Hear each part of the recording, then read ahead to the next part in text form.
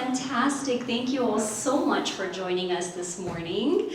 Welcome to our first ever Town Hall series. My name is Mary. I'm from Southern California Apartment Group, Shant Sherbetdjian's office, and I'm very pleased that you guys are here. We decided to do a very intimate, select group of people this morning.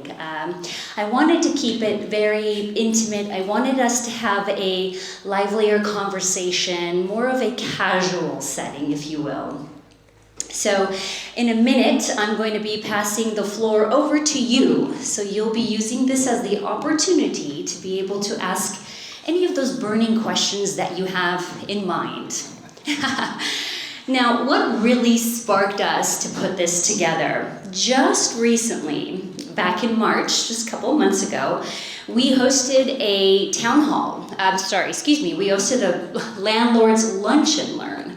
And we had over 250 apartment owners attend this lunch and learn. And we covered every aspect of apartment ownership, which from insurance to financing.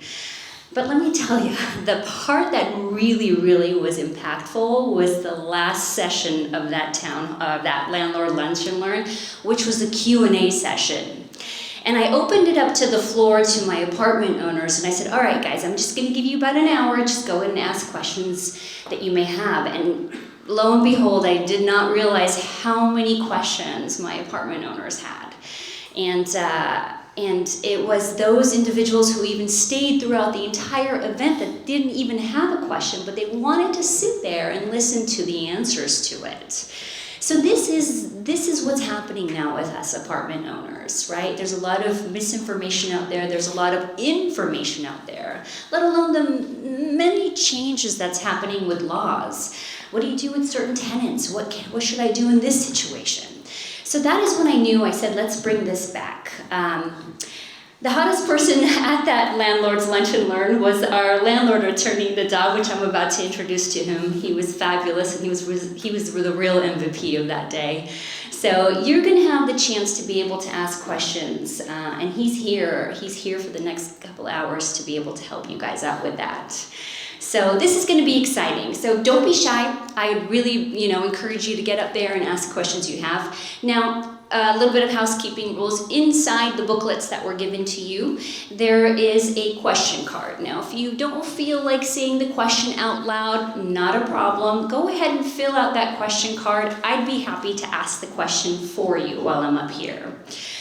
We also have what's called a feedback survey. This is our first ever apartment owners town hall. I'd love for you guys to provide feedback. If you like this, if you feel like we should bring more of this into the community, please let us know, because really this is something that I feel like it can help, and this is our way to bring back help to the community. So we really appreciate if you can fill that out. It is anonymous. You don't have to put a name, phone number, or anything like that, so that'd help us out. Anyways, I'm going to go ahead and start from the left side of the room to the right side of the room with the questions. I'm going to open up the mic. Again, if you have any questions you don't want to ask out loud, fill out the question cards. So before we get started, I'd love to bring up the host of this morning up here. This individual has been in the business for 20 plus years as a realtor with over $500 million in sales and transaction closed. Let me tell you, he's really seen it all. So round of applause for Shant. Thank you. Thank you everyone for coming. And I'd like to thank my staff, Mary, Dinah, and Hannah for helping put this together. So thank you very much. I appreciate it. There was a lot of work that went into it. So a couple quick things before Nadav comes up. All right. So some changes coming into the apartment world. If we look at this nice booklet that we put together, starting August 1st, majority of the areas that don't have city rent control, the 3.9%, which was the CPI, that's going to be dropping to 3%. So the increase is going to be a total of 8%, not 8.9 anymore. That's starting August 1st. One other note regarding the unincorporated areas of Los Angeles. If you own more than 10 units, starting July 1st, the increase is going to go from 2.65 to 1.93%. So, and that's going to last for 12 months. So if you look at the booklet that we gave, we have a list of all the cities with our applicable rent controls. Or the only difference is gonna be where it says 8.9% on the allowable for areas that are only under AB 1482. We put that because as of right now, it is 8.9%, but as I mentioned, and there's a disclaimer on the top, starting August 1st is 8.0. And then if you take a few pages further, you will see a nice chart that outlines the unincorporated areas. So for instance, Pasadena, they have Measure H, which is 3%, and certain parts of Pasadena are unincorporated, like near Sierra Madre in Colorado, that general area. There is going to be 1.93%. So it's a little bit complicated, but we have this booklet here. It should help you out a little bit.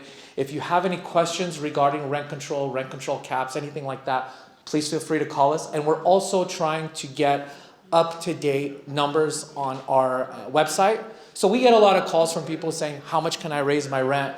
And there really isn't a resource for people to go to that has everything outlined. So we're trying to set it up so that we check it once a month. We update our website. You'll see what the rent control for the area is. That way you don't get yourself into any hot water with any type of illegal rent increases. So we're gonna have the applicable amount that you can raise for certain cities that have city rent control, and then it'll have a link to that city's website that shows what type of rent control is, so you could get it directly from them as well. And thank you very much. Let's get this going. Nadav, by the way, thank you very much for carving time out of your schedule. Appreciate it. Hold on. Thank you indeed, Nadav. I'd like to introduce you to Nadav. Nadav is one of California's leading eviction attorneys. And this gentleman, he's pretty busy, right? Yeah.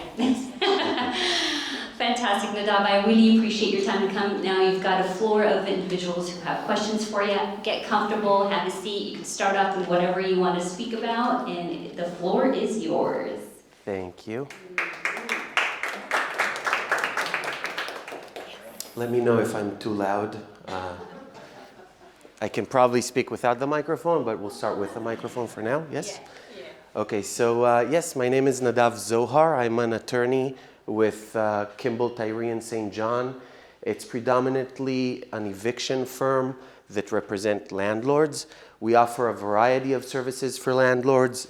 If you're a landlord and you need legal services, we can help.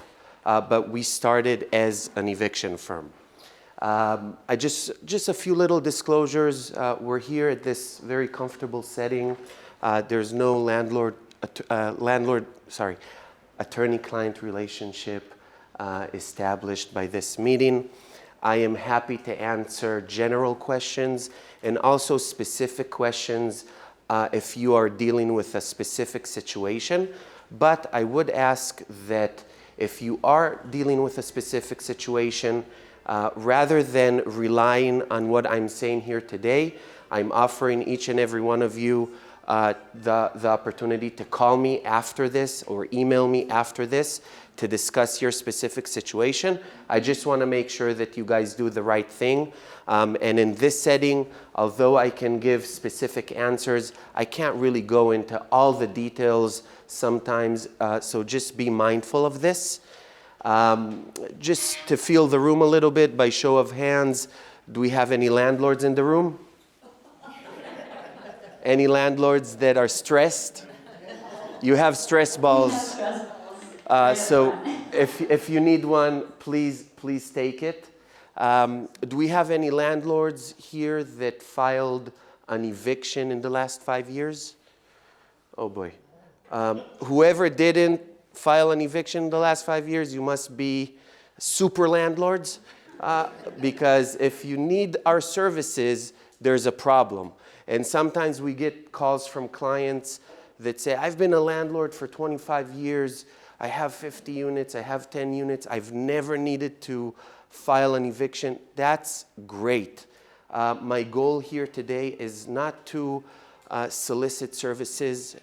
I want the information to help you to not need our services. Our goal is for you not to need to call us. Our goal is for you to have as little problems as possible with your tenants. Sometimes it's inevitable, especially with today's laws. that are constantly changing. In my opinion, the wind is blowing against landlords in some localities more than others, but that's the general premise. Also, before we start, I want to say thank you very much to Shant and Mary and the whole team. I've known them not for that long, but I work with many, many brokers. Almost every day I have at least one call with brokers, and I can tell you that this team is one of the most credible, diligent teams that I work with.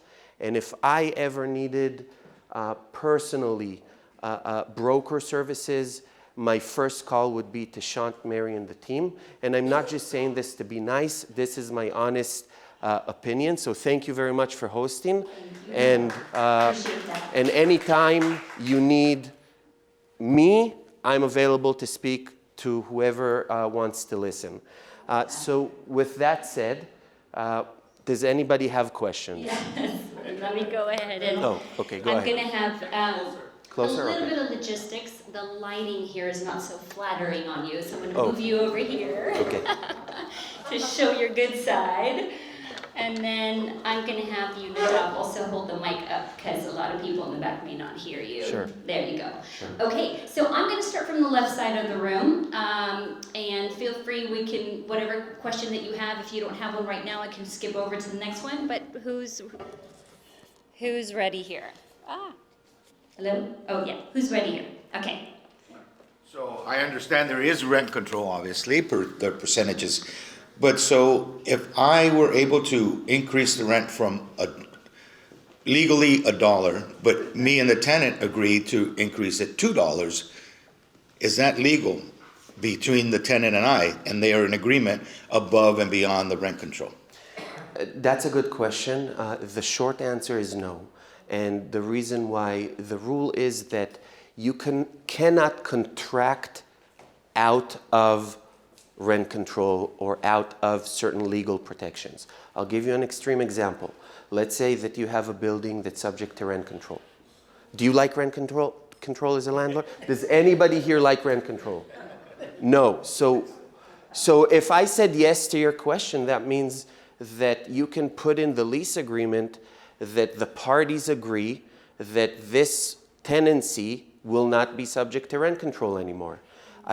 I don't know a single landlord that wouldn't take advantage of that possibility, right? Another example that's related is, as whoever filed evictions recently or in the past couple of years, you know that a lot of tenants are asking for jury trials. A lot of lease agreements state that tenants waive the right to a jury trial. Well, that's not enforceable. You cannot contract out of constitutional rights. You cannot contract out of rent control or local laws. Does that answer your question? Okay. Anyone else on this side? Yep. I don't decide who's asking the questions, by the way. Yeah. So. Feel free. We're very comfortable here, so just raise your hand. I'll walk over to you right after. Yeah. In regards to, let's say you have a tenant leave, and in particular, I'm having the situation right now. She was very ill and called me, and I let her out of her lease a year early, and I know I only have 14 days to give her back her deposit. She was there for 3 years. Now, when they leave patched up walls, and I mean, it's not bad, but I have to paint. What percentage legally and morally can I charge them out of that? I had a painter go last night, and I still haven't gotten how much it would be. They've been there 3 years. The walls are scuffed up, they're dirty, and like I said, there's holes, from the nails or whatever. Is there a formula for that? Thank you. That's also a very good question. So first of all, you have 21 days from the date that they vacated or that you've learned that they vacated to provide them with a security deposit statement and accounting and a check to any remaining balance on the security deposit. So you have to put the receipts in there, because what if you can't have all the work done before the three weeks? Yeah, so you need to be able to provide any information that's available to you within the 21 days If you don't have it all lined up, then do provide what you do have, and then later on, if you do obtain the receipts or supplemental information, you can always supplement your security deposit statement. You're right, not all work can be done within 21 days or 14 days or sometimes even longer than that. But you do reserve the right to supplement the information once you obtain it. Did we hand out the handouts from last event? Yes, it's in the booklet. I believe there's information in that that directly relates to your question, because there's a new law governing security deposits.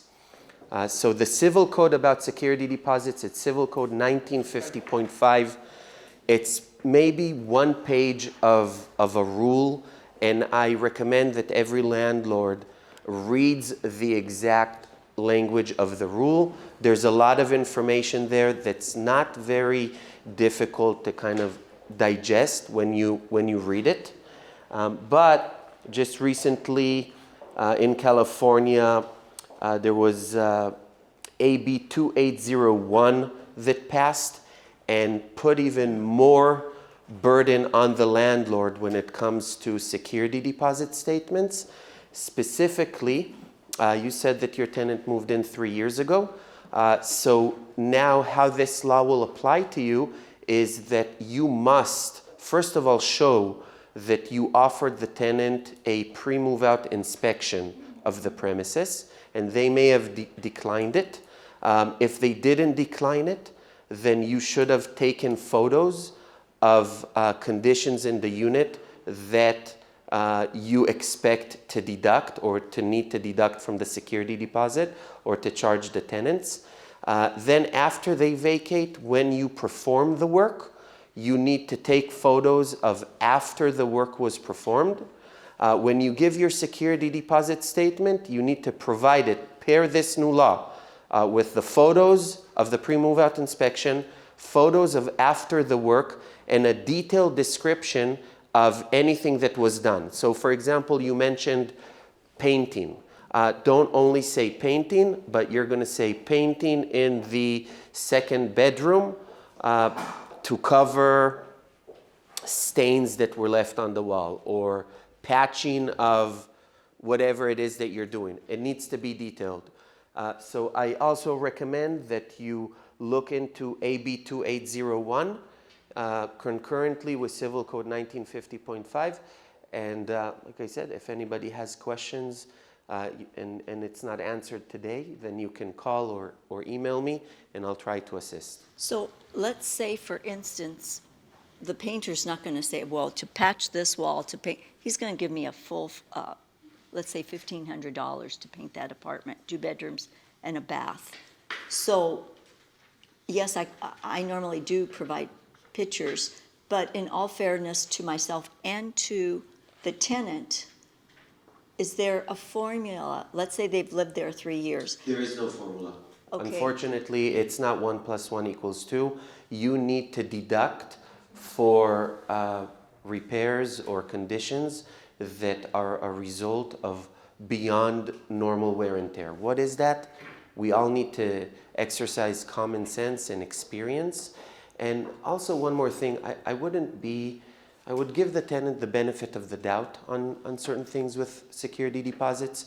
But let's say that you don't, or let's say that you made a mistake, or that you didn't make a mistake and the tenant just disagrees. The first step that a tenant needs to do is to challenge it. So if you deduct $100, $200 and send it, you may never hear from the tenant, right? No harm, no foul. Everything goes smoothly.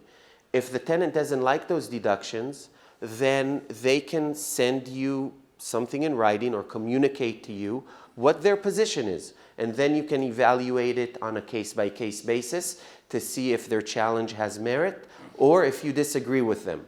Sometimes, even if you disagree with them, it would be better to agree with them just so that you don't have the headache, you don't have the migraines, you don't need to spend time, you don't need to potentially get sued in small claims court, another day or two of your life that just goes to waste, sometimes over amounts of money that are not really substantial. I agree. I just wanted, so I have to be specific now with the painter and say, okay, Yes, much be will- as specific. how much does it cost me Break down. to take care of this wall or that wall? Yes, Okay. yes. Thank you. Thank you. Can I ask a quick question to the subject here about these? Yes, absolutely. Yeah, good questions and good answers. Now, is there a timeline maximum? Thank you. Is there a time limit, say after the tenant has moved out and the landlord has done the itemized list and this is how much, blah, blah, blah, of everything you guys just said we're done. So she moved out, the tenant moved out and I go back home, and so afterwards, is there a maximum timeline after the work is done that the case would consider to be closed, that the tenant cannot come back again and say, oh, wait a minute, I overlooked something. Let's reopen the case or see you in court or something like that. So I think that what you're asking is about the statute of limitation, and that's also a good question. Statute of limitation varies depending on the issue. For a breach of contract, for example, it's 4 years. However, I believe that in Civil Code Section 1950.5, I'll need to review it one more time. I think they allow the tenant 1 year to sue you for a security deposit dispute. Again, I'll need to check it, but I believe it's 1 year, specifically for security deposit. I'm sorry? Even if they cash your check? If they cash the check, that's not good for them. But it's not necessarily going to bar them from suing you and having merits to their lawsuit.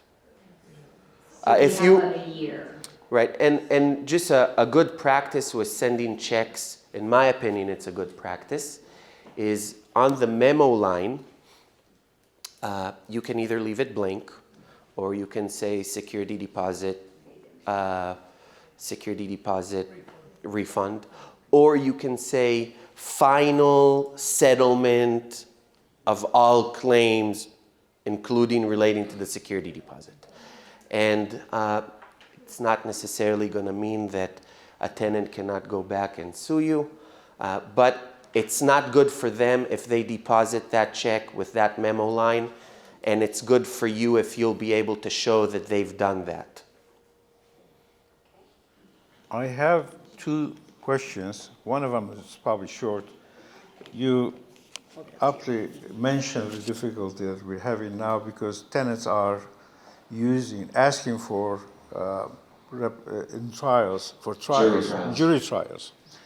Now, a lot of old rental agreements, I'm not sure if the new ones are like this, but old ones used a clever tactic to avoid this, which is to limit the attorney fees to $500. I'm not sure if you can do that now, can you? Would that eliminate the possibility that a tenant may still ask for a jury trial? No, it's not. But about attorney's fees provisions in lease agreements, there's one very important tip that I can give to each one of you. If you have lease agreements with tenants, you should all go back and make sure that the attorney's fees provision in the lease agreement are capped. 500, 1,000, 5,000, 10,000. It doesn't matter how much it is, so long as it's capped. When it's uncapped, you expose yourself to risk. Why? Because if you commence litigation against a tenant and they win, which can happen, you now owe them all the attorney's fees. And I can tell you that if you file an eviction against a tenant with uncapped fees and you lose after trial, your attorney's fees bill to the other side is going to be minimum $30,000, probably closer to $50,000. That's not including what you're going to pay to your attorney who lost the case. And the tenant who gets that judgment against you for attorney's fees, it's fully recoverable. Why?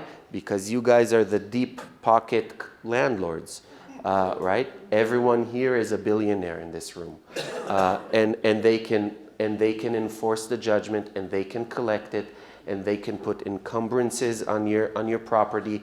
They can levy your bank accounts, and they can do a lot of very aggressive moves. But the flip side is that if you win, and now you file the motion for attorney's fees for $50,000, even if it says $500,000 and it's granted, you might as well just take it, throw it to the garbage, because you have a deadbeat tenant. How is that going to help you to say, you owe me $50,000? So it's only beneficial for the tenant. One more thing about this is that attorneys who represent tenants are more likely to take a case when they see uncapped fees in the lease agreement, because to them it's cha-ching, this is going to be a case that I'm going to win on a technicality, or I'm going to leverage the fact that the landlord is going to be exposed to potential attorney's fees. So please go look at your lease agreements, make sure that the attorney's fees are capped. If they're uncapped, then serve a notice of change of terms, capping the attorney's fees, and hope that if this ever becomes a dispute, that the judge will enforce your change of terms of tenancy and view the tenancy as having capped attorney's fees. Does that answer your question? Yes, and my other question, if I may? The second question, I charge. No problem. Go ahead. Is your charge limited by rent control limitations? No, forget it. I have a building that's an electric building. So the stove is operated by electricity. As we know, in rent control in Los Angeles, in the city of Los Angeles, we can raise the rents by 4% plus 1% for each of the utilities. Now, in this case, I don't pay for gas to operate the stove because it's an electric stove. I do pay for the water heating, the gas that is used to heat the water. Am I allowed to increase the rents then by 5%? Does the tenant pay utilities at all? He pays for his electricity. He pays for electricity, so you pay for what? For gas? Gas to heat the water. Who pays for water? I do. So I believe you can charge one more point for paying for the water. The reason I'm asking this question, by the way, I got two answers from two different employees at the city of Los Angeles. And that's a good comment. Unfortunately, a lot of the issues in landlord-tenant fall in the gray area. So if you ask 10 attorneys what their position is, guess how many answers you're going to receive? 10, right? As a matter of fact, you ask me this today. If you ask me this tomorrow, maybe my answer will change. So this is a good question. I'm going to give you my card. Please call me tomorrow, and we'll analyze it together. And I'm going to do the research with you on the phone, and we're going to figure this out. And I'm going to support it with the code. Just to give you a little bit more information, I called first before I raised it by 5%. I called one, she said, yes, you can raise by 5%, and I did. Okay. Then the tenant complained, and another girl called me or wrote to me, I believe, and they questioned it. I gave in, I didn't want to fight it. 1% is not a big deal. I think it's the approach of you not wanting to fight it is a good approach, especially if we're not talking about a building with 300 units. How many units? 24. 24 units. Okay, so that could make an impact. But again, I'm not here to solicit services. You guys can hire any attorney that you want. But I think that these are the type of questions that it's going to be helpful for you as a landlord to have an attorney that you can call, if it's me or anybody else, and not rely on the housing department. In my opinion, the housing department is like asking your tenant if you can increase. They are your enemy. right now. That's how I view this. I agree with you. Right? I agree. So it doesn't mean that I'm going to give you a different answer, but it's better that you hire your own attorney. And these are the type of questions that we don't bill for. If you are our client, you can call us for general legal advice. We're happy to help. That's how we give back to the community of landlords. So the offer is open. I'll give you my card, and if you want to call me on this, you can. Out of curiosity. That's the third question. Yes, along the same lines. Okay. If I had asked you, and at the time, if you had told me, yes, you can raise by 5%, if I did, and if that second girl does what she did, question it, threatening me with blah, blah, blah, what's the procedure from there for me? So What would I do, fight them? It's up to you. I have landlords that are very aggressive. And What I'm saying really is that it wouldn't have made any difference whether I asked you or I asked the girl from the city. it does make a difference. If I can't fight them. Why can't you? You don't need to fight the housing department. You take the position that rent was increased to a certain amount, and if you want to, if you insist on that amount and your tenant pays you less than that amount, you are not required to accept a partial payment. You reject the partial payment. Now the tenant owes you money. You serve them a 3-day notice to pay rent or quit, and you can find yourself in an eviction very quickly against this tenant. Am I encouraging that? Not necessarily, No, right? it's okay if you encourage. I'm not, you need to pick your battles. But there are landlords that's the type of battle that they want to undergo. And there are some landlords that say, okay, whatever, I don't want to deal with this. I'm going to need to pay Nadav. I'm going to need to fight with my tenant. This can spiral out of control for other things. So it's up to you. It's a risk management decision for the landlord. Thank you very much. Sure. Just a reminder to hold it up to your mouth if you can, because a lot of people in the back can't hear. To sit? Oh, no, just scoot over. Oh, yeah. Hi, we have a tenant that we evicted in March. Congratulations. It was a big decision. I know. This is a good moment in your life. Yeah, well, I know. I felt good after it. But I know. Yeah. I know. So we evicted her in March. Back in July of 2024, she stopped paying completely after negotiating with her 2 straight years out of 3 that she was there, begging, offering, doing everything we could to be civil and decent. Christmas time came, everybody got a little Christmas gift. She also was included, completely ignored me, called me, argued with me. I don't know why I have to pay the rent, pardon me? So after calling several attorneys, I've done a lot of classes with your firm, I found one that would do it. I couldn't get anyone to take my case because the rent was low, considering LA, City of LA, East LA. Unincorporated. So filed the eviction in October. By January, I finally got a court date. We went to court. It ruined my holiday. I mean, I was worrying about this whole thing. Excellent unit. I'm not exaggerating. My family does an incredible job of making sure you have a very nice apartment. We new flooring, new plumbing, electrical, the whole thing. All of a sudden, I'm getting my attorney's getting a packet stating that we're slumlords, that the unit's inhabitable, so and so. So we filed a petition to counteract this.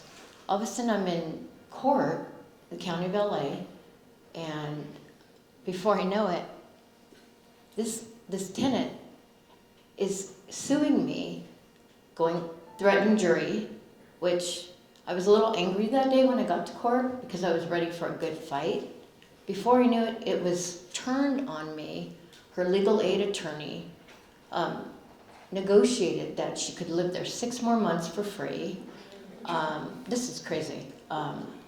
Also, she wanted a nice chunk of $40,000, $50,000 to find her way.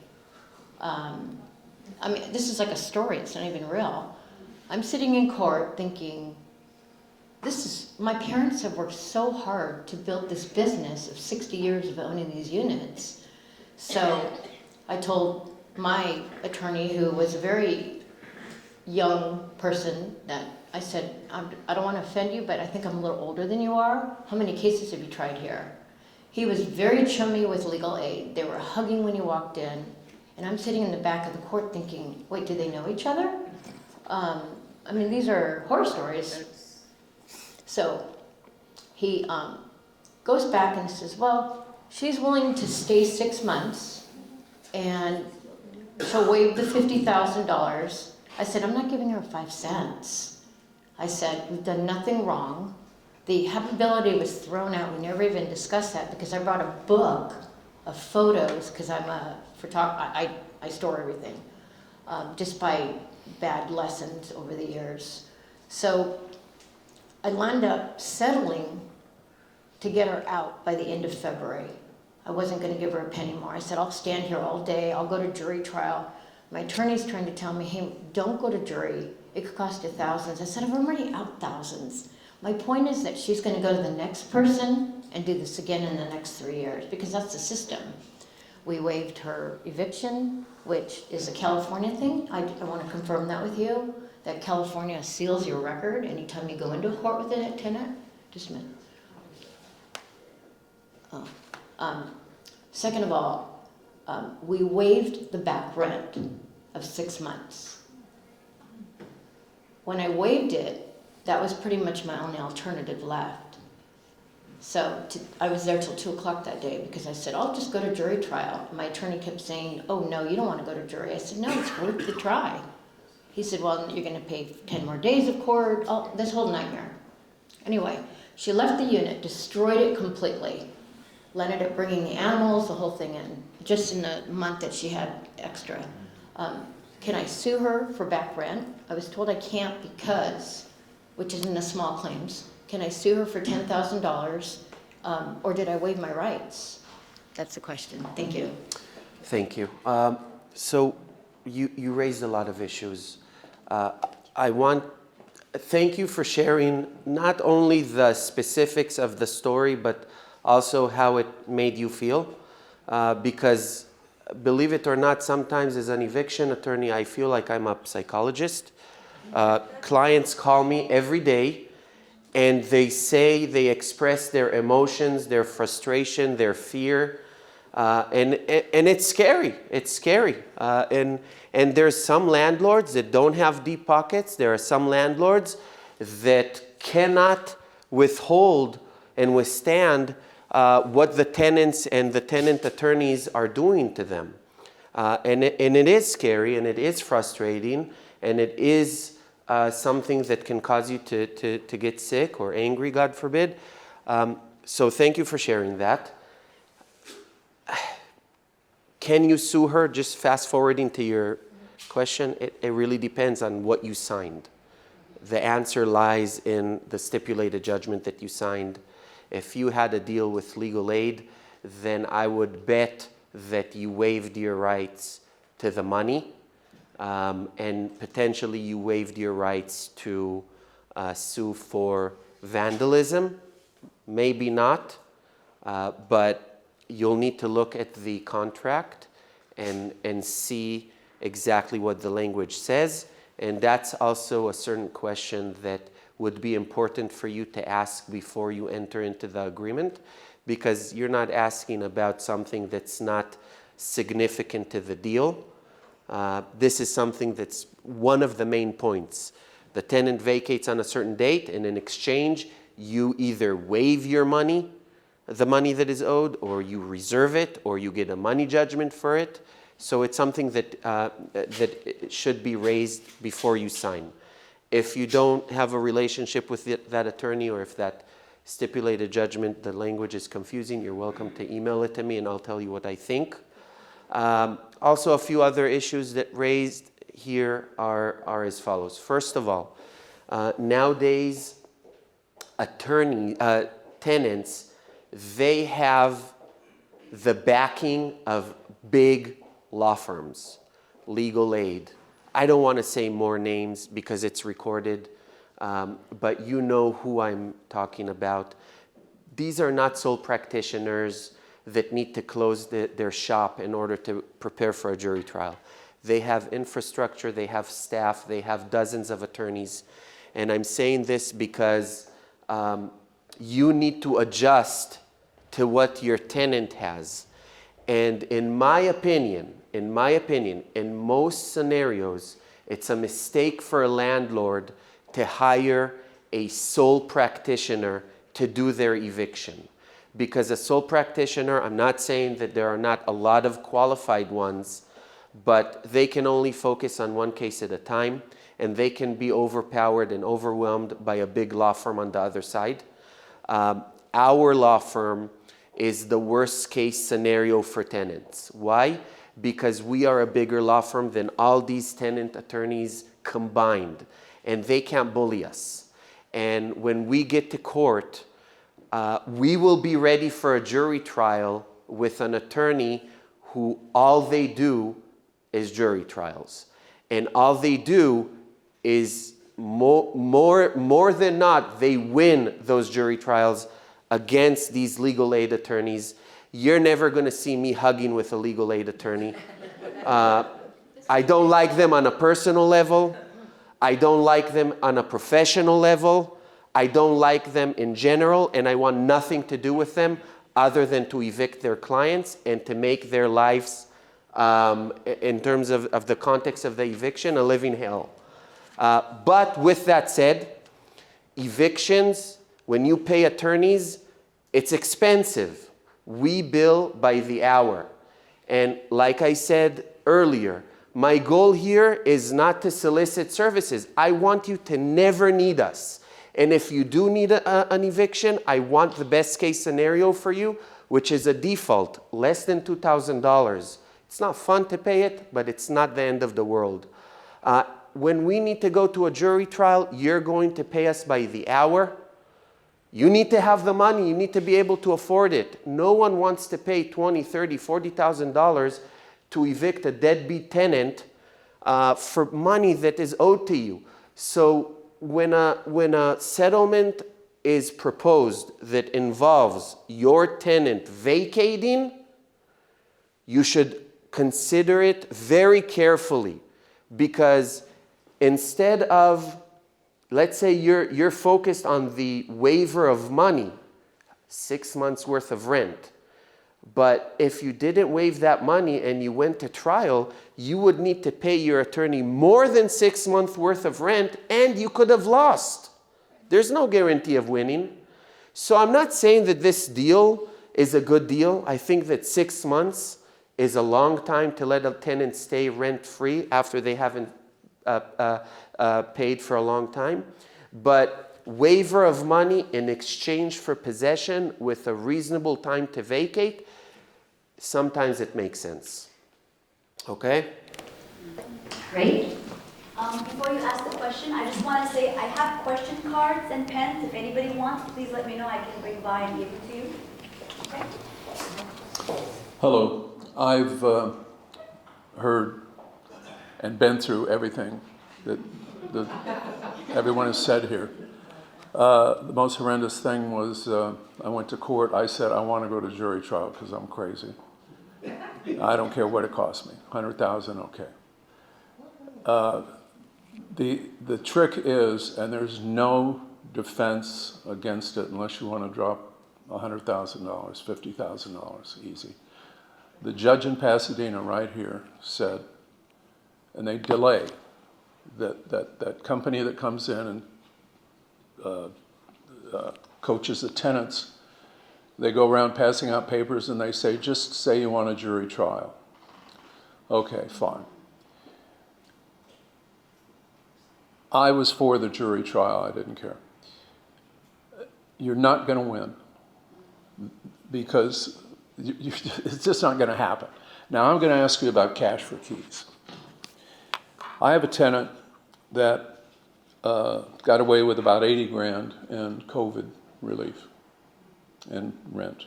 I got some of it back. I want to get him out. I can't stand it. So my question is, what does it cost in the relocation fees? I know it varies, And that's what I can't find an answer for. What city is the property? Encino. That's Los Angeles. Okay. You cannot force your tenant to vacate. You must have cause in order to vacate. So if, or in order to terminate the tenancy. That's my question is, I'm a corporation. He says I have to pay him $30,000 because I'm a corporation. If I grant deed to my daughter or grant deed to a person, sell it to an individual, he can pay $19,000. I can't get an answer. Is this a single family house? It's a condominium. It's a condo, so it's, you can raise rent as much as you want? No, how much do you need? It's under rent control. Okay, so if it's under rent control, there's nothing you can do to force a tenant to accept $30,000, even if you offered him $300,000, even if the owner is a corporation, an individual, a minor, your daughter, your uncle, it doesn't matter. You need to have cause in order to terminate the tenancy. Well, he remodeled the apartment he didn't ask me. If he remodeled the apartment and that's against a provision in your lease agreement, then you may have cause that's going to require. It's very weak though. Okay, yeah. So that's fine. he said that's what he wants. He Okay. wants me to pay him money. Okay, so I will try that, but I'm wondering if it's feasible to just grant deed it to a No, relative it or doesn't sell it. matter because it's voluntary. There is no set amount. The set amounts that you may see if you Google cash for keys, LARSO, there's like a 2 or 3 page PDF from the housing department that provides amounts. That's when the tenant doesn't have discretion. When it's not voluntary, the landlord has cause to terminate the tenancy. It can be a no-fault termination of tenancy, and that's where these numbers come into play. But if it's completely voluntary, if you are negotiating with your tenant, you can agree to pay him $30,000, he may accept it, he may not. You can agree to pay him $5,000, he may accept it, he may not. And you can agree to pay him $300,000 and he may accept it, he may not. Another simple question. Parking fees, separate from the rent agreement, valid? It's valid so long that it's for a new tenancy. If it's already a tenancy that's in place, I've always had parking fees separate with him. then I don't see a problem with it. So is there a limit to what I can raise it to? Okay, so that's one of those questions that are in the gray area. My answer depends on who I represent. I only represent landlords, but if I represented a tenant, which I don't, the position of the tenant is that, let's say rent is $1,000 and parking is $50. And let's say that you can only increase rent by 3%. So that 3% will be for both the rent and the parking. If you take 3% increase in the rent, you didn't leave yourself anything to increase the parking. That's what the tenant attorneys will argue. And if you called me and said, is that correct, or what's your position, I would say this is not the type of battle that you want to... Is there a code section that states specifically that? No. That's why I said it's in the gray area. Parking fees are limited to rent control. Because Yes. I understand they're not, because I haven't found a code section. So the argument is that when you increase their total cost, that's basically an increase in the rent. It's not common sense. Common sense is what you're saying. But is and I there a agree code with it. section? No, I said no. That was my answer. No, there is no code section. So it's not arguable anyway. It's not. You're saying there's no defense on my part, or no possible cause of action. If you want to try it, then you can. And you'll find yourself in an eviction because the tenant is going to dispute it, not pay it. You're going to serve them with a notice. You're going to file an eviction. And then let's litigate this on your dime to see what a judge in Stanley Mosque or in Van Nuys is going to say on this issue. That's the only way to resolve this issue. Okay. I think that's all the questions I have. Sure. Thank you. Did you, anyone, I know you had asked a question, I'm going to come back. Anyone on this side that has a question? I have a question for you. Can I evict a tenant to remodel? I have 2 tenants right now that their unit, they've been there for over 15 years. Before you go into the details, what city is the property? Pasadena. Okay.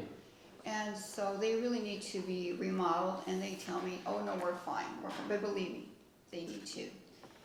And one of them got a little defendant and said, you know, I'm gonna go to the city of Pasadena. And I went to the housing department, and to be honest, they're very lost. They can't give me an answer. It's a truth. Okay. So, Pasadena has a new ordinance. yes. Before I came here, I printed it. I hate questions about the Pasadena ordinance. I really do. It's brand new. It's all over the place. There's covered units. There's partially covered units. There's so many moving parts. They're making it very, very difficult right now to understand what's happening. But I did print it out, and we can do this together. So Section 1806 of the Pasadena Ordinance, the title is Just Cause for Eviction Protections. You asked me, can I evict? So I need to go now to this specific provision or section in the ordinance that lists all the legal reasons that you can evict. If substantial remodeling is one of those reasons, then we can go through the process and potentially do this. Okay? So the first one is failure to pay rent, breach of lease, nuisance, illegal purpose, refusal to execute a new lease, failure to give access, subtenant in sole possession. Number 8, necessary and substantial repairs requiring temporary vacancy.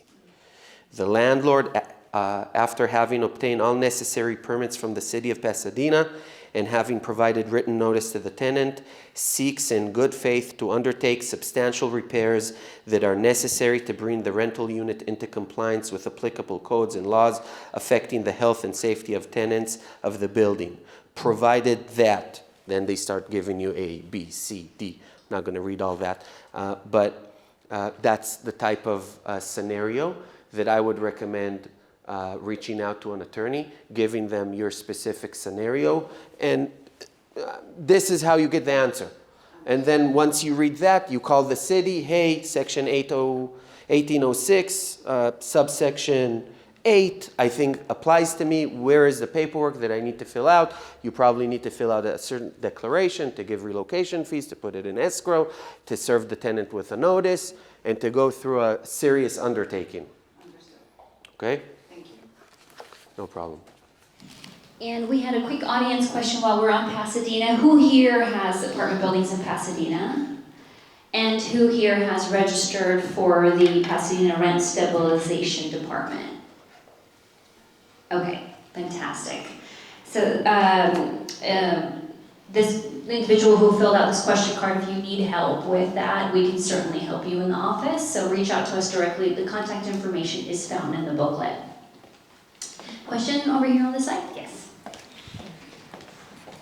Good morning. First of all, thank you so much for having this. It's so invaluable and so many questions. The first and additional questions, feel free to bill him. The first question is, we have a building in an unincorporated area of LA County, and so it's under the rent stabilization. We have a tenant that the unit is, in our terms, uninhabitable. It is packed like floor to ceiling with stuff. It's filthy. We can't get in there to do anything, and we would really like to be able to ask them to move so that we can do something with that apartment. It's horrible at this point. Are we able to do that? Okay, so thank you and good morning to you as well. What you're describing is what I believe is a hoarder, right? Worse than that. Even worse, right? California made up, I don't want to sound disrespectful towards people's problems in life, but in my opinion, it's a made up disability. We have hoardings, and now we turn this into a disability, and now that triggers fair housing laws and an increased heightened or standard of care when you're dealing with a disabled person, especially if you plan or need to take adverse action against this person that relates to the disability. With that said, just because it's a disability, it doesn't mean that they have the right to failure to maintain the premises.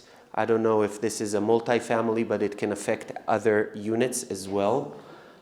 It can smell, it can bring mildew, mold, insects. There's a lot of problems. Also, if he doesn't pay rent and then you try to evict for non-payment of rent, guess what they're going to do? They're going to say the unit is inhabitable because guess what? You're a slumlord, right? So the way that we deal with it is as follows. When we have a disabled person, a hoarder, instead of sending them a notice right away, a notice to perform or quit, telling them to remove all trash, debris, and to clear the pathways and all the specific things that they need to do, we do this with a letter. We call it a fair housing letter. It's something that our firm will bill around an hour and a half or 2 hours of attorney time. It's a 4 to 5 page letter that basically says, sir, we know that that hoarding may be a disability and therefore we're not serving you with a notice right away. Instead of giving you 3 days to comply and evicting you, we're going to give you 30 days to comply. And if you need any assistance from us, when I say us, I mean the landlord, so long as it's reasonable, we're willing to offer you that assistance. And most times, the hoarder or the tenant or the occupant, they completely ignore it. And then once they ignore it, our fair housing department, which I can expand on, will give me or my colleagues, the eviction attorneys, the green light to move forward as if there's no disability. So the first step would be a letter, giving them more time. We wait that time, we wait 30 days, they do nothing, we serve them a 3-day notice to perform or quit. They're still gonna do nothing, and then you have a cause of action for eviction, and it's gonna be up to you if you want to go on that journey of an eviction, which can be not so easy to prosecute, okay? Yeah. I am relatively new to the property management world, so this may be a naive question, but we have late fees in our leases for tenants who pay their rent lease, or pay their rent late. Are those enforceable at all? We have tenants that just ignore them, flat out tell me, we're not gonna pay them. We're sorry, we're just gonna pay whenever the heck we feel like it. And there we are. So if a tenant doesn't pay you rent, you can evict for non-payment of rent, right? If a tenant doesn't pay you parking fees, you can evict for failure to pay parking fees. If a tenant doesn't pay you late fees, that's not something that you can evict for, okay? If your lease agreement is structured properly with respect to late fees, when the tenant moves out, you may be able to deduct late fees from the security deposit, even though Section 1950.5 that governs security deposits doesn't specifically authorize you to use security deposits for late fees.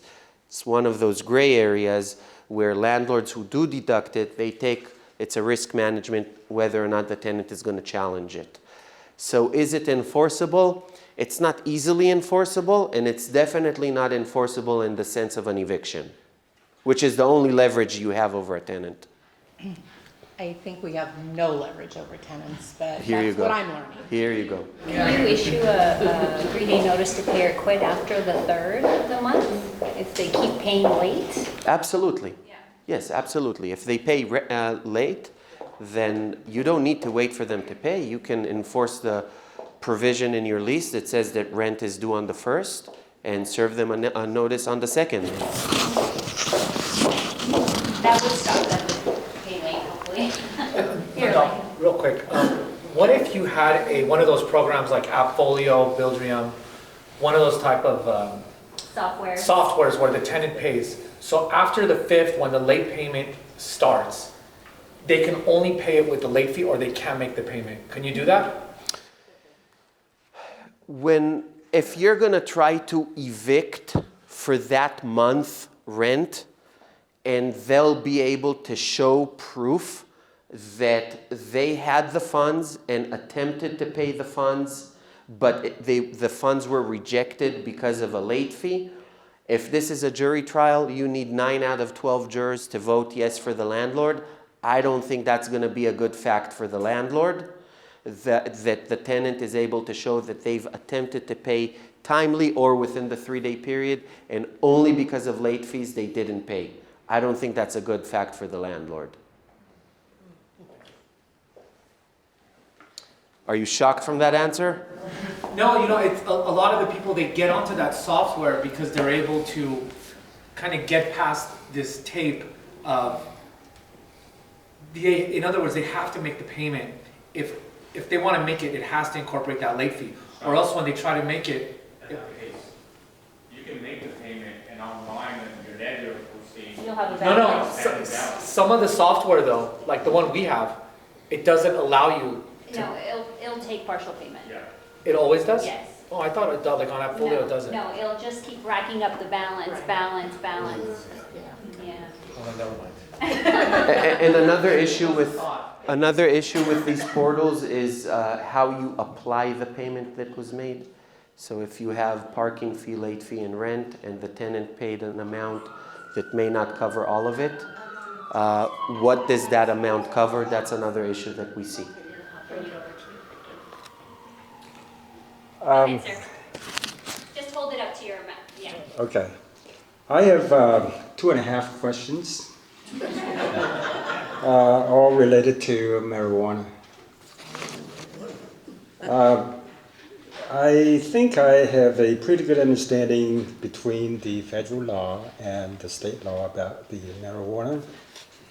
And what's affecting me is as follows. I have a rental agreement that has nothing mentioned about smoking, period. And the tenant constantly complain about the smell of marijuana. We did respond to her every time, and mostly everything's all done via exchange of texting messages. Unfortunately, nothing was resolved to this date for about 4 years now.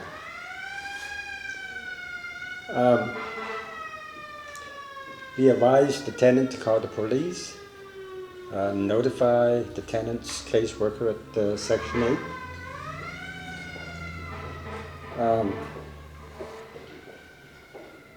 And I don't know if I'm overthinking, but my worry is that, nothing has been resolved to this date. It seems like it keeps going around in circle. And so is this a sign that I think it might possibly might be something that's being tried to build a case and turn into a lawsuit against me as a landlord? Question number 1. Okay, so marijuana is one of those big ticket items that we deal with, and I have a few things to say about this. Number 1, if you don't have in the lease agreement that smoking is prohibited, then you have a problem. It's not going to be very easy for you to enforce someone smoking. Is this, what type of property is this? It's 5 unit. Okay, So you're saying that one tenant is complaining? Yes. What about the other tenants? Nothing. Okay, so if you told me that there's 5 units, one is smoking, all 4 are complaining about this, I wouldn't be able to say that you have an overly sensitive tenant. But the fact that only one tenant is complaining to you, they may be a little bit overly sensitive. Not necessarily, but just one tenant is complaining over a building that's not a non-smoking building. When they moved in, they should not have had an expectation that they will never smell someone smoking a cigarette or weed. That's number one. So I think that you need to deal with it on 2 fronts. Number one, communicate with the tenant about their mis-expectation of having, this is not a non-smoking building. That's number one. Number two, investigate into their complaints and see if it really is excessive, where it can rise to the level of you're saying this is nuisance.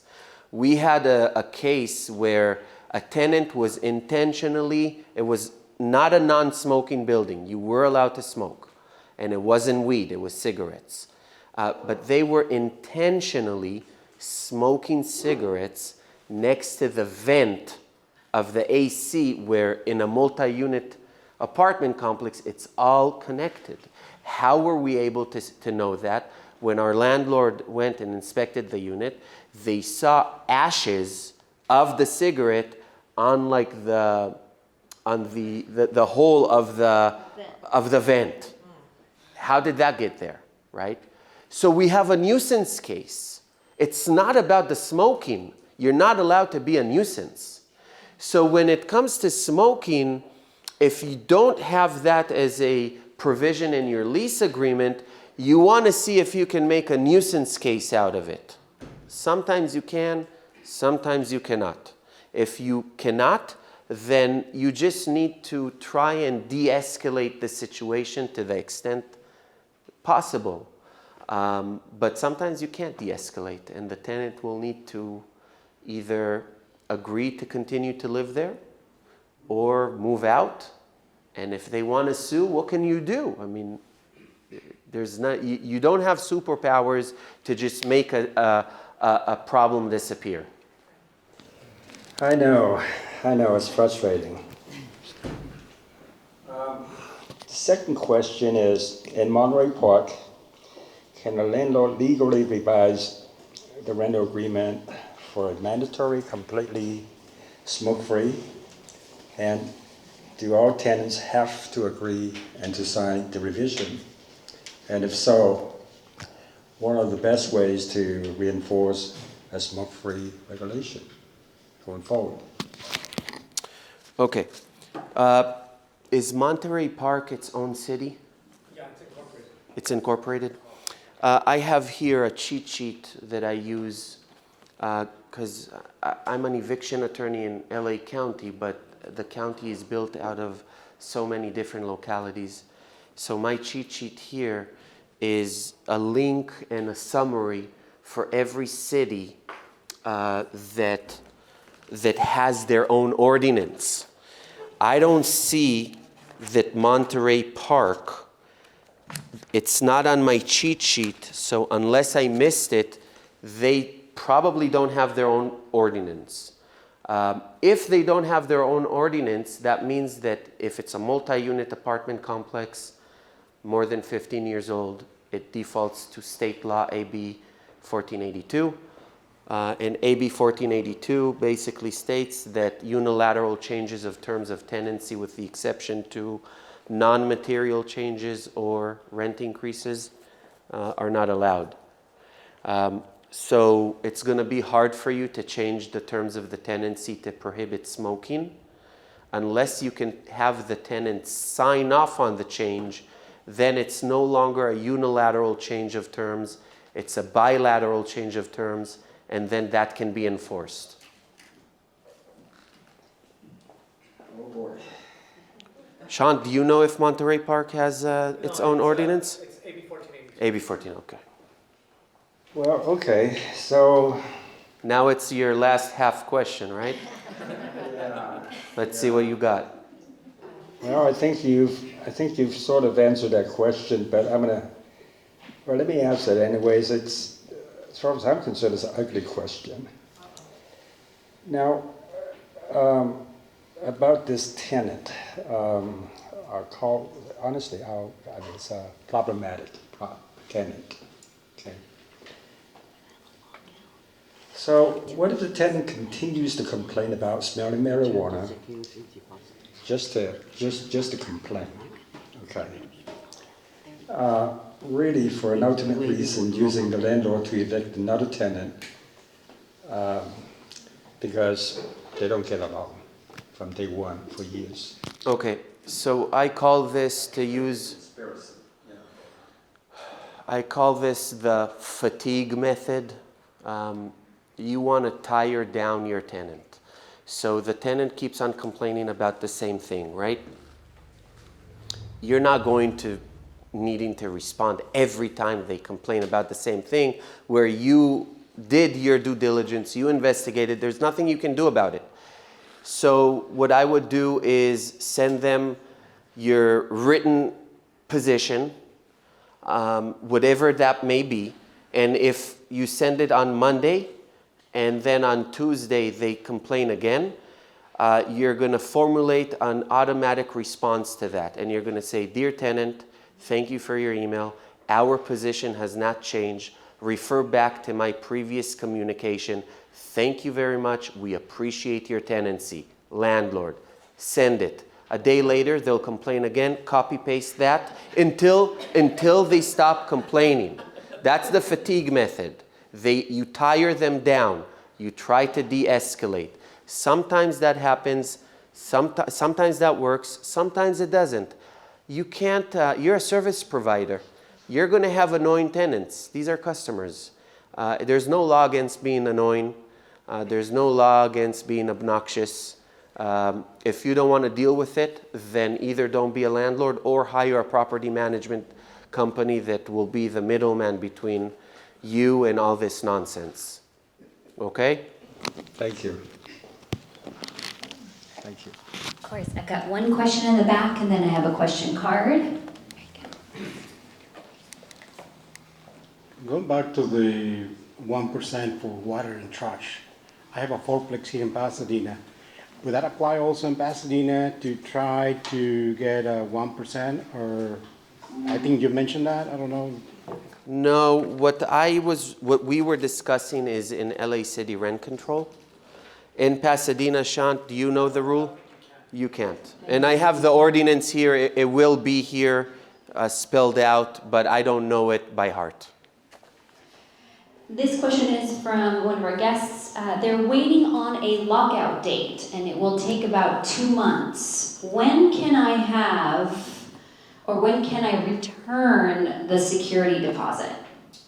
The security deposit is due, or its accounting is due 21 days after you receive back possession of the unit. So the date of the lockout, that's when the time starts.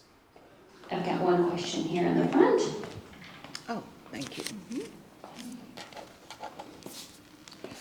What do you forecast for properties such as those located Indiana and Atlantic Boulevard off of Whittier Boulevard? I believe developers are going to wait till people cannot afford what's going on now with all the laws and so forth, buy up the business and have 2- and 3-story apartments with commercial on the first floor. So should we wait for that if we can afford it? What do you forecast? If I knew the answer, I would be right now on an island on a vacation. I don't know. I really don't know. It's speculation. Maybe Shant has a better prediction. The dividing factor So one side of Indiana, if you're west of Indiana, you're LA City. If you're east of Indiana, you're unincorporated. I'm very familiar with Mrs. Cordova's buildings as well. I don't know, that's a crystal ball question, but it's just getting tougher. I mean, and by the way, when they were speaking about their properties, her properties are very clean. They're probably one of the, I mean, I've worked on a lot of buildings in those areas. Her buildings are very well kept. Little cottages, nice paint contrast on it, very nicely kept, nicely manicured. So it's actually surprising to hear that you guys went through that. I'm sorry to hear that. That sucks. Next question. So we'll just have to wait to find out. Dun, dun, dun. I've got one question and then I'm going to come back to you. Okay, 2 questions on this side and then I'll go back over. Here you go, sir. Thank you. Question, going back to the question the young lady had about asking somebody to move out for rehabilitation. With new insurances, or with the new insurance companies that are having to take over because State Farm left, they're asking us to improve the electrical or upgrade the electrical. Could we at this point ask the tenant to move out for electrical? The question is, do we need to pay them to move out? So it depends what city the property is located in. City of Whittier. Is Whittier its own city? Its own city. Statute, yeah, so this is City of Whittier. Okay, so let me go back to my cheat sheet and see if it's AB 1482. AB 1482 allows you to terminate a tenancy when you need to do substantial repairs. There are very straightforward steps and requirements for you to be able to do that. I don't have a lot of experience with construction and all that. I don't know what it means for a specific unit when you're saying we need to upgrade the electric, I don't know, panel or whatever it is. So if you fall within the requirements that AB 1482 dictate, then you may be able to do it. It requires permits. It requires that you cannot perform the work reasonably within, I believe, 30 days. So there's elements, and if you can check every box, you're golden. Sorry. For a security deposit, do you know what the max is that we can charge? 1 month. 1 month? Yeah. Are there any exceptions? Are there any exceptions? I think there's an exception if it's an individual owner. I don't remember another exception. If their credit's not good or... No, not if their credit is not good. Income?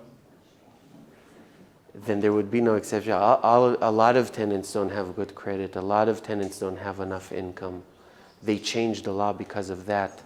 I've got a question over here. Since we're rolling forward with the security deposit questions, I have a question about an apartment in Glendale. So let's say the tenant is ready to leave the property and we find that the damage at the property, the amount needed to correct all of that damage exceeds beyond the security deposit. Is there a law that states a certain amount of time frame we have to collect that pending amount? How do you go about that? Okay, so that goes back to whoever asked about the statute of limitation or how much time you have. So what I would say is this is a breach of contract, and a breach of contract in California can be enforced up to 4 years from the time of the incident. But you're not really going to sue the tenant, at least most likely not. So what I would recommend doing is, if you have any tenant that you issue a security deposit statement that shows that they still owe you money, send them to collections. A collection agency doesn't need a judgment to do collections. It can ruin the person's credit even without a judgment.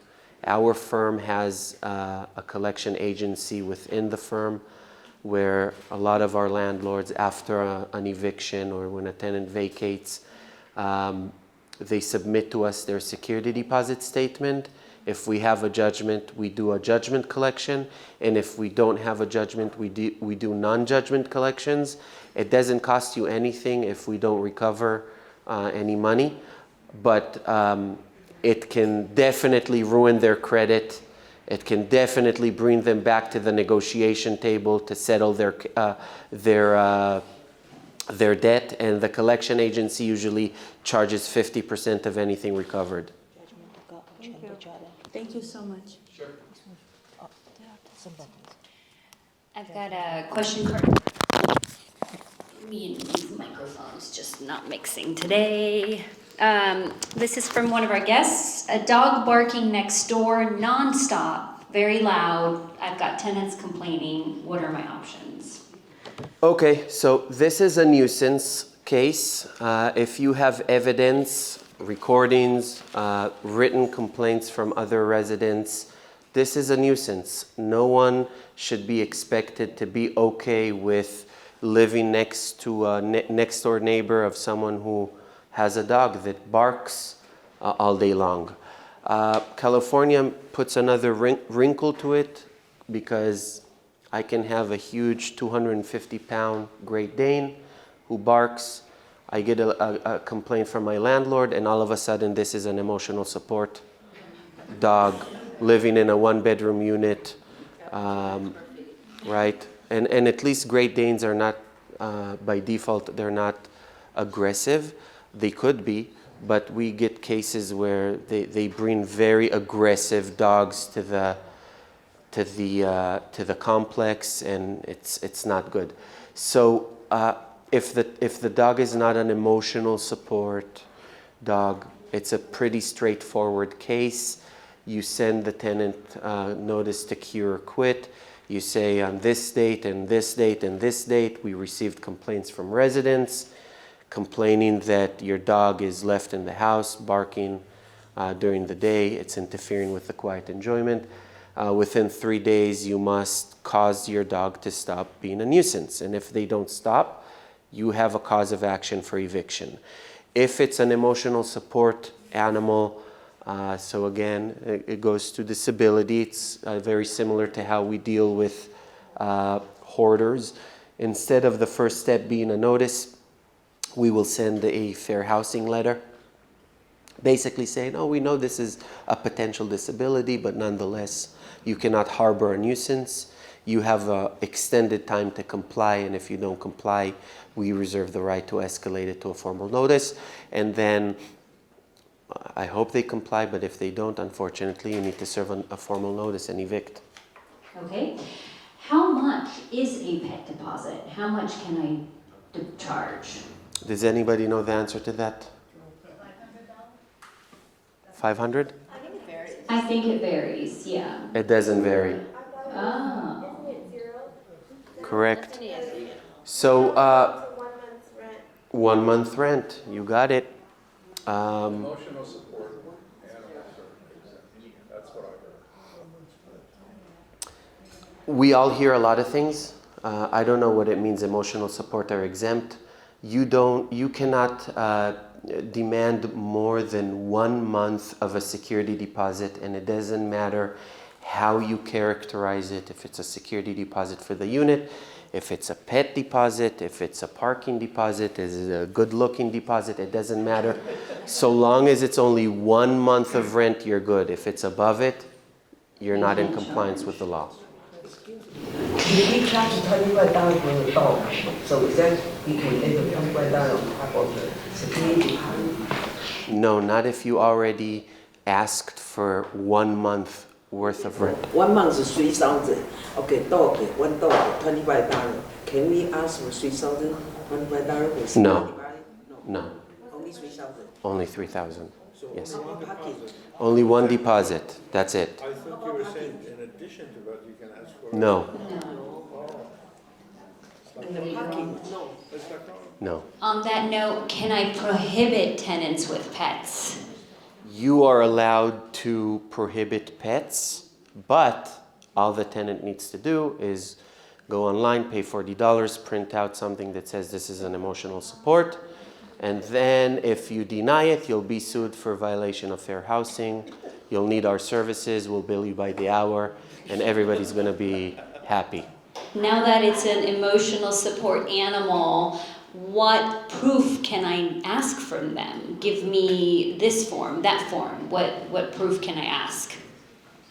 Okay, so this is also a big ticket item, emotional support, fair housing issues. Because these are very sensitive issues with a lot of gray area, our firm has a dedicated fair housing department. It's attorneys that all they do is deal with fair housing issues. I'm happy to answer specific questions later privately or if you call me tomorrow, but it's hard for me to tell you the entire rule right now. It's not easy, unfortunately. This goes to this guest tenant suddenly has a pet and now is saying is emotional support. Shocking. Shocking. I can't believe that happened. But you don't have a lot that you can do. If the pet belongs to an authorized tenant and they claim that it's an emotional support, you can do one of two things that are not gonna put you in trouble. You can either accept it and that's it, or you can call our firm, pay us $1,000 to tell you that you need to accept it. This is a question card for another guest. Do I need an attorney to let my tenant vacate my apartment for renovation? I'm assuming it falls under AB 1482. Is there an attorney? Do they need to be involved? I'm an attorney. My bread and butter is evictions. My bread and butter is doing these types of transactions. And even me, when I do this every day, all day long, I'm shaking when I need to do substantial remodeling, termination of tenancy. There are so many moving parts. There are so many ways to not do it correctly. So do you need an attorney? No, you can probably do it on your own. Are you going to do it correctly the first time you try? Probably not. When are you going to figure out that you made a mistake? It may be at the very beginning if you're lucky, but you may be at the very end of the process, of the timeline, wanting the tenant to vacate because the due date came up, and then you find out, oh, I made a mistake. Instead of calling an attorney and paying $2,500, now I wasted 3 months and I need to do it all over again and pay an attorney to do it because now I don't have confidence that I'm going to do it correctly. So must you have an attorney? No. Is it recommended? In my opinion, yes. Now, should you keep them informed of this process? Like, hey, tenant, I'm thinking about renovating here. You need to, possibly be evicted because of it. When should they be notified? Should they, once you have all your paperwork completed and ready to go, is that when you recommend? What's the notification process? So that's a good question, and I think that there's no one answer that fits all scenarios. If you have a good relationship with your tenant, and you're open with your tenant and you believe that you can resolve things amicably with your tenant, then giving them advance notice more than what the law requires can help. If they are reasonable people, they can respond to saying, landlord, I really appreciate that you gave me this heads up. I'm going to start looking for a place. Thank you very much. But if the tenant is a problematic tenant, then giving them advance notice is just going to give them, is going to open the door to them being even more annoying earlier. So they're going to start being annoying as soon as you give them the notice, the formal notice. But if you want to give them even a month or 2 months earlier than that to become annoying, I don't know why you would do that. So it's on a case-by-case basis. It's based on your experience with your tenants and how you handle things. I've got one question here and then 2 more question cards. We do have 15 minutes left. I'd love to go all day, but if you have questions, please, now's the time. Okay, Nadav, thank you.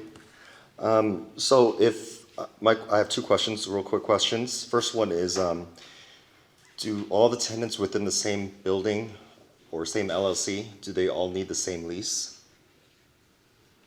No, but you need to be able, if someone challenges, okay, let's say that I'm applying to become your tenant. on a Monday, and I have good credit. You give me a lease agreement that says I'm not allowed to smoke. That same Monday, another person comes, Shant comes to your property and wants to lease it, and you give him a lease agreement that doesn't say anything about smoking. You do need to have a legitimate business reason for why you treated us differently. Because if I want to make a big deal out of it, then I'm going to say that you're racist because I look Middle Eastern. Yeah, but if these tenants are years apart. Okay, so then you have a legitimate business reason because you've developed your lease forms. You've, based on your experience, you want to add and change terms. You don't need to have identical lease agreements. And then my second question is under AB 1482, what it's defaulting to. Is owner move-in a just cause? Yes. Okay, even if this particular unit that I want to move into, they're not the most recent tenant that moved in? Okay, so that's, with evictions, there's no such thing as a perfect case, right? And we're not operating in a perfect world situation. In a perfect world, the first out, last in, first out, LIFO. But we don't operate in a perfect world. So you will need to articulate and have a legitimate reason for why you chose that unit instead of that unit. Maybe you have a family and the other unit is not big enough. Maybe you have a disabled person in your household and the unit that's the newest is downstairs and the oldest is upstairs. You can't go upstairs. So you need to be able to explain why you chose one over another. Thank you. Sure. Fantastic. Just a few reminders, if you can, if finding this helpful, would love that feedback survey. If you'd like to fill it out on the way out, just go ahead and drop it at the check-in counter. We also do have a lot of food left over. Take some from family and friends, take it home with you. Please do that on your way out as well. I've got 2 question cards here. What if the landlord is doing the painting repairs after a tenant moves out? How would you charge for that on the security deposit statement? So Civil Code Section 1950.5 specifically addresses this, a situation where a landlord is not hiring a third-party vendor to perform the work. If it's the landlord's own employees, you still need to create an internal memo or internal invoice to explain exactly what was done, what's the reasonable charge for that. And I want to encourage everybody to read 1950.5, Civil Code Section 1950.5. It's going to explain it a lot better than what I can now explain it in a 30-second response. Okay.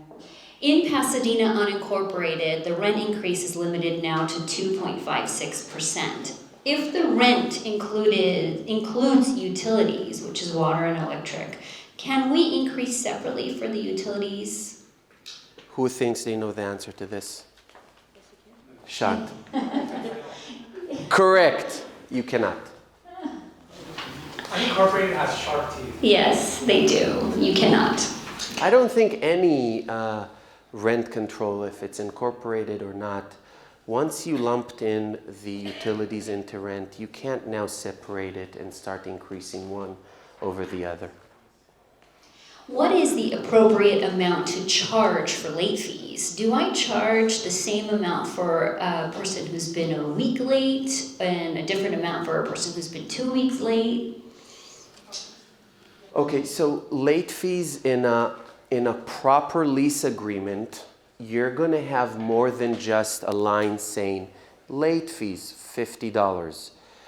If you look at your lease agreements, if you have updated forms, the late fee provision is a whole paragraph of language.